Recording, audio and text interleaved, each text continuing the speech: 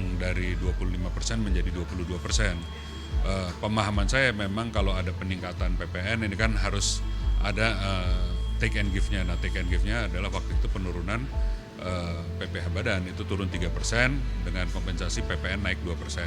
Supaya waktu itu nggak terlalu kaget dan bisa lebih lambat, lebih mudah diterima oleh masyarakat, dilakukannya bertahap dari 10% menjadi 11% pada tahun 2022 dan kemudian sekarang atau akan datang nih bentar lagi menjadi 12%. Jadi pemerintah harus mencari alternatif lain supaya dampaknya ini tidak terlalu besar. Ya, walaupun naiknya 1%, karena harus menjaga juga dengan kenaikan 12% ini investor tidak lari, ya. Kedua, tidak ada PHK. Ketiga, daya beli masyarakat tidak semakin menurun. Kemudian permintaan terhadap barang dan jasa tidak semakin menurun. Nah, ini yang harus dijaga. Tentunya saya yakin pemerintah akan punya solusi terkait ini. Lebih jauh lagi, kenaikan PPN 12% dikhawatirkan dapat mendegradasi kalangan masyarakat menengah yang akan turun ke bawah. Artinya, kesenjangan sosial ekonomi masyarakat akan semakin melebar. Tak heran bila dorongan penundaan kebijakan PPN 12% turut mengemuka belakangan ini. Kelihatan sekali bahwa PPN 12% naik 1% itu memberikan dampak yang paling besar adalah kepada lapisan kelas bawah dan kelas menengah bawah. Kalau yang atas ya bantalan kapitalnya sudah tinggi sehingga dampaknya tidak akan terlalu besar. Tetapi yang bawah dan menengah bawah dampaknya akan besar sekali. Tapi kan undang-undang ini sudah diputuskan. Ya. Nah, tinggal apakah benar akan dilaksanakan 1 Januari 2025. Nah, sebenarnya kan ini bisa, kalau pemerintah akan lebih bijak, pemerintah tanpa merubah undang-undang ya bisa menunda pelaksanaan ini paling tidak sampai ekonomi masyarakat di lapisan bawah dan menengah bawah ini sudah lebih membaik lah harapannya. Kalau enggak, yang ditakuti adalah daya beli masyarakat menengah bawah dan bawah akan semakin turun, akibatnya kesenjangan sosial semakin besar. Penundaan aturan PPN 12% sebenarnya dapat dilakukan tanpa perlu mengubah undang-undang. Sebab, dalam Undang-Undang Nomor 7 Tahun 2021 tentang harmonisasi peraturan perpajakan sudah tercantum klausul khusus. Di dalamnya tertuang ketentuan bahwa pemerintah memiliki kewenangan untuk mengubah tarif PPN menjadi paling rendah 5% dan maksimal 15%. Hal itu dapat dilakukan dengan penerbitan peraturan pemerintah atau PP yang tentunya harus melalui pembahasan bersama DPR RI. Dengan kata lain, merubah besaran PPN bukan hal mustahil selama pemerintah memiliki political will yang kuat dalam memperjuangkan kepentingan rakyatnya.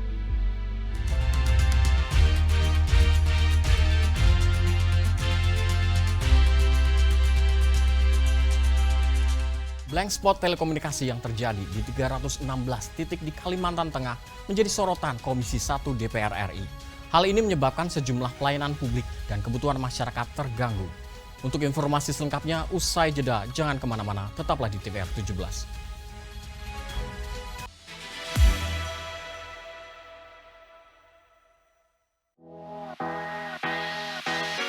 Jatuh cinta dengan dunia pendidikan anak usia dini, saya mengikuti juga berbagai training dan saya mengambil diploma khusus untuk bidang Montessori di Early Childhood Education.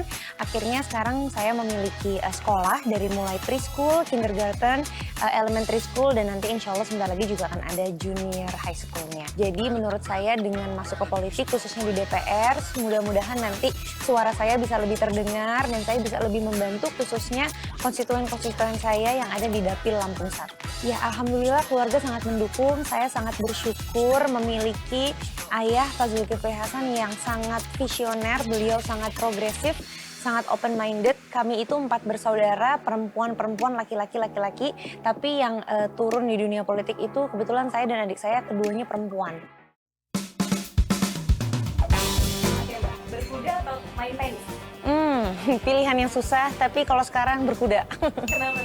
Karena lagi hobi banget dan menurut saya tuh olahraga berkuda tuh banyak membutuhkan skills gitu ya. Jadi harus sabar, harus tenang, kita juga harus menjadi satu harmoni dengan kuda yang kita sedang tunggangi gitu. Butuh juga banyak strength, banyak pengendalian diri, makanya menarik sekali olahraga berkuda. Oke Mbak, antara anak sekolah atau ketemu konstituen? Pilihan yang sangat berat juga. Tapi tentu semenjak jadi anggota DPR, terjun di dunia politik, saya harus menempatkan kepentingan masyarakat, kepentingan bangsa Indonesia di atas kepentingan pribadi maupun keluarga. Jadi ketemu konstituen. Segera, hanya di TVR Parlemen.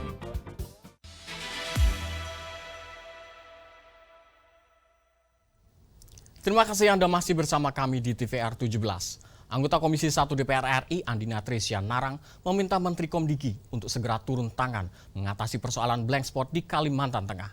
Mengingat ada dugaan infrastruktur BTS atau Base Transceiver Station yang berfungsi maksimal. Yang tidak berfungsi maksimal.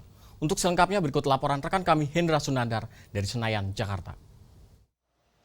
Ya, baik pemirsa TVR Parlemen dimanapun Anda berada, seperti diketahui bahwa saat ini masih terjadi blank spot di beberapa titik di wilayah Kalimantan Tengah. Nah, menurut data yang kami himpun ada sebanyak 316 titik terjadinya blank spot yang kemudian ini meluluhlantakkan pelayanan publik dan juga sinyal internet yang ada di sana yang kemudian ini mengganggu stabilitas dan juga aktivitas yang ada di Kalimantan Tengah.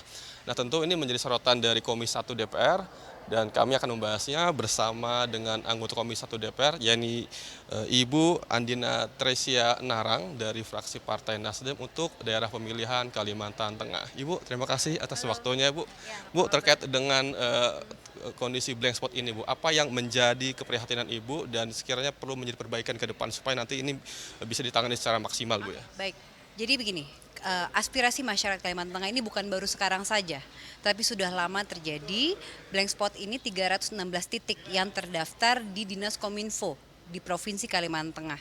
Jadi titik-titik ini dikarenakan ada BTS-nya, tetapi BTS-nya ini ada yang rusak, ada juga yang tidak berfungsi dengan baik. Dikarenakan Kalimantan Tengah ini kan PLN-nya belum rata, jaringan listrik juga belum rata.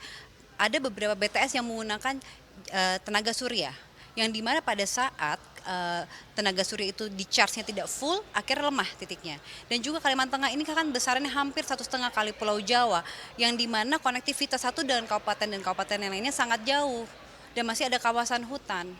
Nah, inilah yang sangat perlu kita perhatikan. Saya meminta kepada Kementerian Komdigi kemarin, bahwa ini harus menjadi perhatian khusus untuk Kalimantan Tengah, karena kami adalah provinsi penyangga IKN. Kemarin contohnya pada saat COVID, yang dimana semua orang tidak boleh keluar dari rumah, yang dimana sekolah tidak boleh berfungsi dengan baik, dan ada yang mengikuti ujian nasional. Tetapi tidak bisa melakukan tersebut karena tidak ada jalur internet. Kami sampai pernah saya turun ke satu daerah, untuk mendapatkan signal, itu kita harus naik klotok terlebih dahulu ke desa lainnya yang mendapatkan signal. Itu kan harus menjadi perhatian bahwa prioritas dari Pak Prabowo adalah pemerataan internet. Nah, inilah permintaan kami kepada Komdigi untuk bisa ditinjau kembali 316 BTS tersebut. Bagaimana? Datanya sudah saya berikan kemarin pada saat RDP dengan Komdigi, dan ini saya menunggu jawaban dari kementerian apa saja permasalahannya supaya diidentifikasi lebih jelas dan lebih pasti yang mana yang bisa dikerjakan terlebih dahulu. Karena kami ada 13 kabupaten dan 1 kota.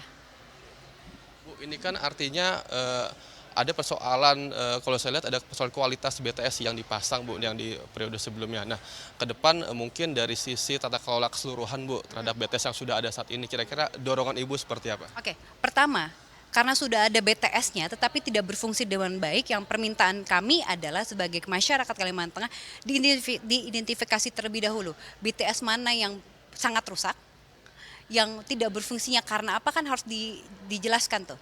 Nah, yang bisa diselesaikan ya cepat diperbaiki dan cepat dicari solusinya bagaimana. Secara teknis kan dari pihak Komdigi lebih mengetahui. Itu permintaan kami. Ada nggak sih, Bu, rencana ke depan untuk mengajak Kementerian Komdigi untuk bisa meninjau langsung itu? Mungkin ini kan supaya nanti bisa kelihatan mana yang Saya sudah meminta langsung untuk Ibu Menteri, Ibu Mutia Hafid untuk langsung datang ke Kalimantan Tengah untuk melihat kondisi kami seperti apa. Memang kondisi Kalimantan Tengah itu berbeda dengan Pulau Jawa. Kami satu desa dengan desa lainnya itu sangat jauh jaraknya, berbeda sekali. Jadi saya meminta kementerian untuk bisa melihat langsung keadaan Kalimantan Tengah itu seperti apa. Teriakan-teriakan masyarakat dengan digital ini seperti apa, karena mereka sangat perlu dengan digital. Karena kalau misalnya tidak ada konektivitas satu dengan yang lainnya, bagaimana generasi muda ini bisa maju? Gitu. Bu, terakhir terhadap masyarakat Kalimantan Tengah, Bu, supaya nanti bisa mereka bisa mendengar kira-kira komitmen Ibu ke depan seperti apa, Bu, untuk Kalimantan Tengah ini? Oke, komitmen saya akan terus menyuarakan aspirasi masyarakat Kalimantan Tengah. Pastinya apa yang bisa saya bantu dari Komisi 1 nanti, dan juga kami dari Kalimantan Tengah itu ada 6 anggota DPR RI yang terpilih. Misalnya saya tidak bisa menghandle dari Komisi 1, saya akan meminta kerjasama dengan teman-teman dari anggota DPR RI lainnya yang dari Dapil Kalimantan Tengah. Dan saya harapkan jangan pernah patah semangat, pasti ada jalan keluar untuk kami di Kalimantan Tengah, dan kami dari DPR RI selalu berjuang untuk kalian di Kalimantan Tengah. Baik Ibu, terima kasih waktunya. Baik pemirsa, demikian wawancara kami dengan anggota Komisi 1 DPR, Ibu Adina Teresia Narang, yang tadi disampaikan bahwa beliau komitmen dan mendukung adanya perbaikan layanan internet dan juga perbaikan BTS yang ada di Kalimantan Tengah, karena memang faktanya sampai hari ini di sana masih terjadi satu blank spot yang kemudian mengganggu aktivitas warga di sana. Dan ke depan nanti Ibu Teresia juga akan mengajak jajaran Kementerian Komdigi untuk bisa meninjau langsung dan melihat secara langsung apa yang terjadi di Kalimantan Tengah supaya nanti bisa ada solusi perbaikan di masa mendatang. Nah pemirsa, demikian yang dapat kami laporkan langsung dari Gedung DPR RI Senayan, Jakarta. Kami kembalikan ke rekan kami di studio. Selanjutnya pemirsa, apa saja yang menjadi sorotan di media online nasional pada hari ini? Usai jeda tetaplah di TVR 17.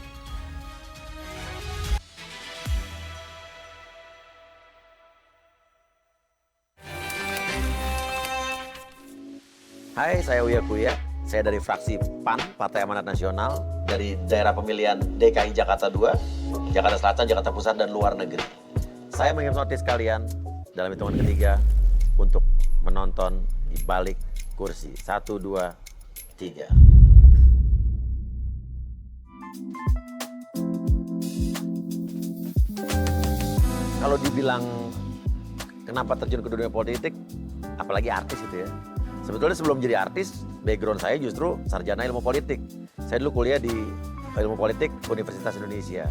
Cuman ke entertainment nyasar lah ya. Ini mobil klasik atau mobil sport? Mobil klasik lah. Mobil klasik itu nilai investasi dan punya value yang bagus banget. Mobil klasik saya ngalamin dari dulu. Nggak ada yang harganya turun, bahkan naik. Saya punya mobil klasik yang dari sebelum kawin, udah 20 tahun lebih nih saya punya. Dulu mobil itu cuma harga nilai 30 juta, sekarang udah nilainya 600 juta.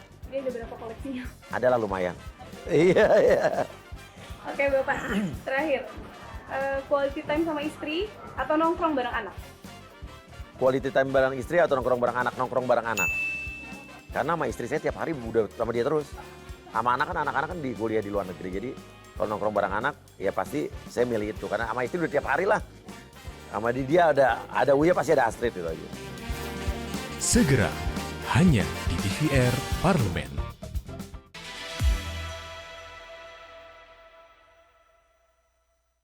Anda masih bersama kami di TVR 17, pemirsa. Kali ini kita akan masuk ke segmen media online nasional. Dan mari kita simak isu apa saja yang menjadi sorotan media, serta tanggapan dari sejumlah anggota Dewan bersama rekan kami, Eliza Purba.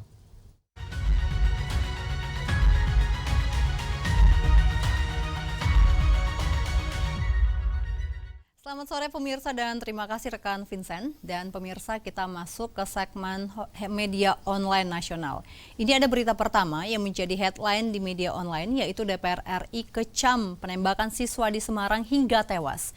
Polisi jangan seenaknya pakai senjata api.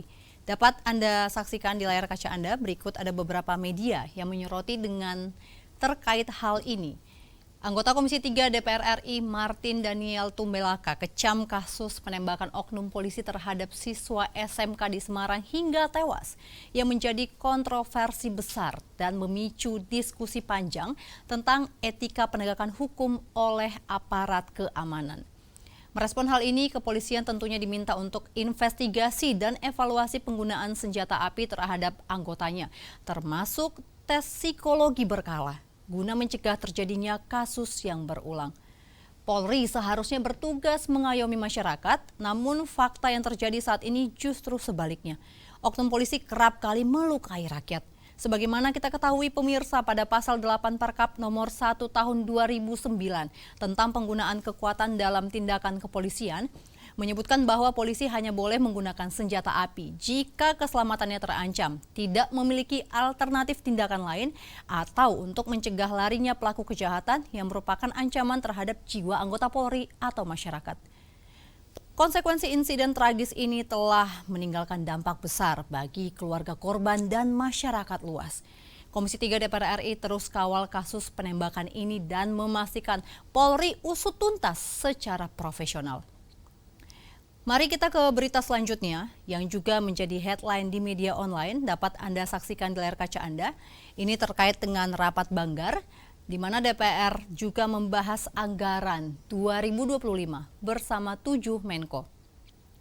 Disebutkan Badan Anggaran DPR RI gelar rapat kerja dengan 7 Menteri Koordinator Kabinet Merah Putih di ruang rapat Banggar DPR RI pada Senin 2 Desember lalu.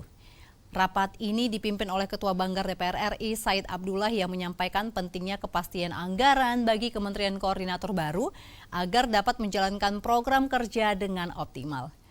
Banggar DPR RI tentunya mendukung sepenuhnya rencana kerja anggaran yang akan diajukan para Menko yang diharapkan dapat mempercepat pelaksanaan program prioritas pemerintah, terutama untuk program 1.100 hari kerja maksud kami yang telah dicanangkan oleh Presiden Republik Indonesia.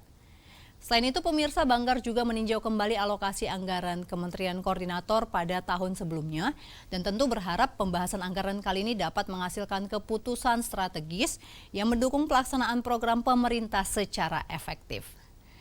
Nah, itu tadi headline di media online pada hari ini, pemirsa. Yang pertama terkait DPR RI kecam penembakan siswa di Semarang hingga tewas. Polisi jangan seenaknya pakai senjata api. Serta rapat Banggar DPR RI bahas anggaran 2025 bersama 7 Menko. Sekian dari saya Elisa dan kembali ke rekan Vincent.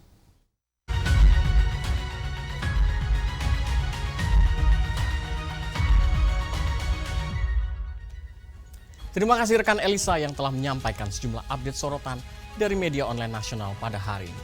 Segmen media online tadi sekaligus menutup program TVR 17 edisi sore hari ini. Saya Vincent Aldi beserta seluruh kru TVR Parlemen yang bertugas mengucapkan terima kasih dan pamit undur diri dari hadapan Anda. TVR Parlemen, referensi Indonesia.